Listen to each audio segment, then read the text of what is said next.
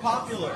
Why are you? Hey, go home. Hey, are you an idiot or what? There's like 100 people here. Why don't you get the hell out of here? What are you doing here? What, you don't think it's popular?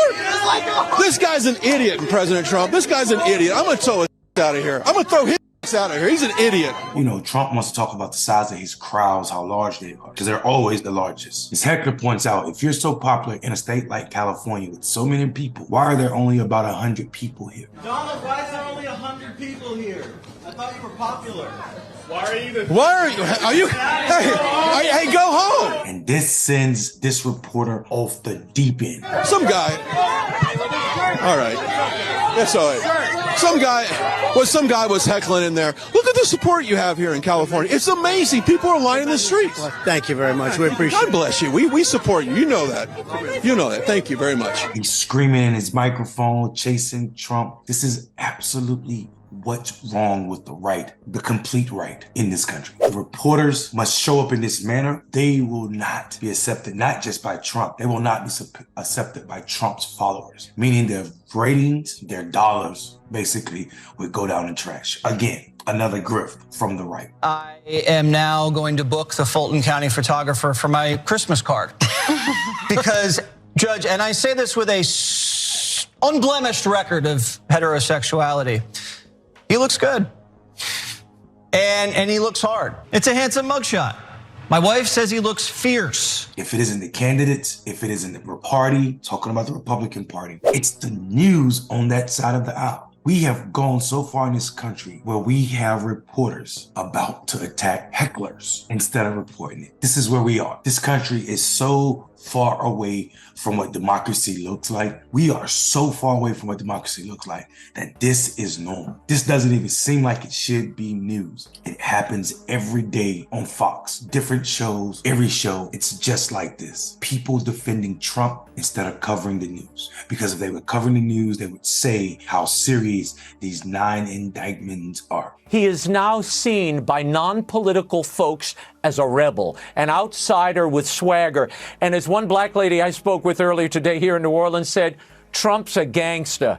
And that means he has cred among a new block of voters that perhaps have never given him a serious look, and now they're looking again. The indictments does not matter because Donald Trump is God to them. There's no space for 30% of the United States population to support this person over the Constitution, over the rules of law. Does not matter that we are a democracy on paper when the majority of our Republican partners and cousins, brothers, and sisters show up like this. Well, I think, you know, we are on the road to destroying our democracy. Will he be number 47? But first things first, congratulations on your brand new book, Mr. President.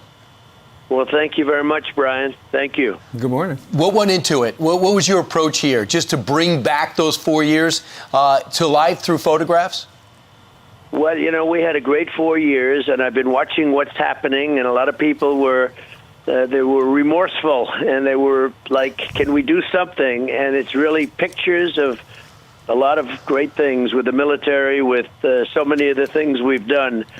And I think it's sort of a happy book. We bring in some negativity about what's happening now, but frankly, it's really a happy book, and it's a book largely of beautiful pictures of events that took place and some of the things we've done. What's up, everybody? Major Retired Richard Jet here, and it's a happy book with lots of pictures. There are big and small letters and all kinds of shapes and numbers. That's how Trump is describing his latest book, so let that sink in for a moment. Is this a children's book that he's writing? Because that's what I think when I see someone describe a book with happy and lots of pictures. Look, folks, we all know that Trump has never read a book in his life, let alone has the intellectual capabilities to actually write one. Trump could not read the daily briefings and reports out of the White House during his regrettable term in office where he didn't even touch them. Can you imagine how sad that was for us Americans that the president that we had was so fat, dumb, and lazy that he could not even sit through and read the daily briefings that outline some of the most dangerous threats our country faced on any given day? And I know his weight has nothing to do with it, but I just like to remind him every chance that I get that he sweats butter. Well, Mr. President, why wouldn't people trust the vaccines? They were developed during your administration. Well, a couple of things. Number one, they did a pause on Johnson & Johnson, which really sent shocks through. Over 6 people that didn't die, by the way. but 6 people, and for that, millions and millions of shots given. And they did the pause with Johnson & Johnson. That was very bad.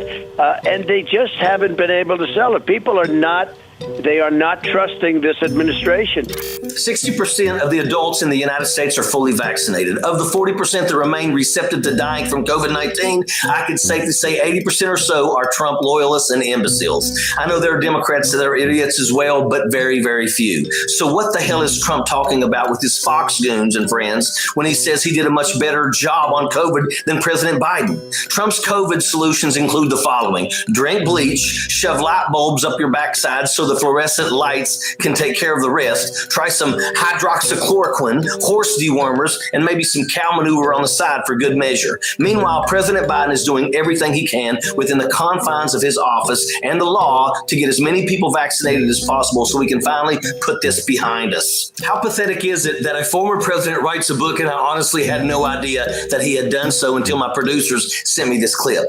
No one knew that he was writing a book. No one knew that it had come out. And here's my favorite part: no one is going to read it, including Trump himself.